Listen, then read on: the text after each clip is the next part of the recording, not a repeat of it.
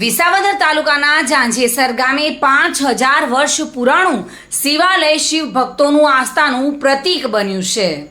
એક લોકવાયકા પ્રમાણે આશરે 5000 વર્ષ પહેલા ગિરી ક્ષેત્રે ફરતા ફરતા પાંડવોએ પોતાના વનવાસ દરમિયાન આ સ્થળે પહોંચી અને ત્યાં રાતવાસો કર્યો હતો। માતા કુંતીને સાંજે શિવલિંગની પૂજા કર્યા પછી જ અન્ન ગ્રહણ કરવાનું વ્રત હતું અને આસ્થા સાથે અહીંયા ભગવાન ભોળાનાથનું ભાવપૂર્વક ધ્યાન ધરતા નજીકમાં જ શિવલિંગ હોય એવો ભાસ થયો હતો અને થોડા દૂર જતાં એક વૃક્ષ નીચે શિવલિંગ હોય તેવું લાગ્યું હતું અને ત્યાં જઈને થોડી સાફ સફાઈ કરી તો સ્વયં શિવલિંગના દર્શન કર્યા અને ત્યારબાદ તેઓએ અન્ન ગ્રહણ કર્યું હતું।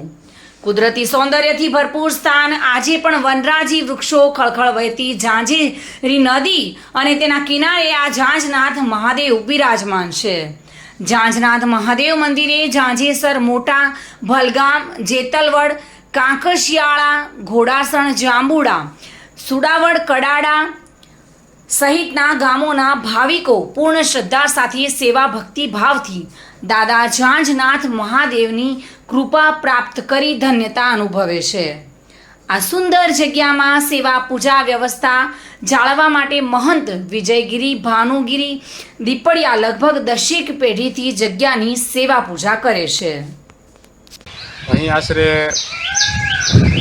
5000 વર્ષ પહેલાંનું મંદિર છે। પાંડવોએ પૂજા કરેલી છે। આ બહુ પુરાણી મંદિર છે। અહીંયા વર્ષોથી શ્રાવણ મહિનામાં નક્ષત્ર ચાલે છે। અહીં આજુબાજુના અનેક શ્રદ્ધાળુઓ દર્શનાર્થે આવે છે। અહીંયા રવિવાર સોમવાર અથવા અમુક આપણે અહીંયા બહુ પબ્લિકની ભીડ રહે છે।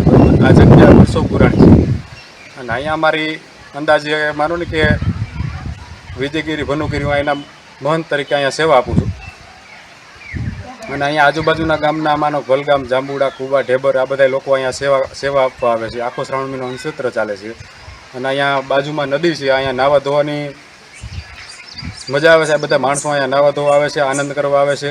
અહીંયા પ્રસાદ ચાલુ હોય આખો મહિનો, પ્રસાદ લઈને આનંદ કરે છે બધા અહીંયા અને અહીંયા જે ભાવિકો આવે છે એ ધન્યતા અનુભવે છે દાદાના દર્શન કરી। જય ઝાંઝનાથ। શ્યામ ચાવડા સાથે bureau report, today Gujarati news.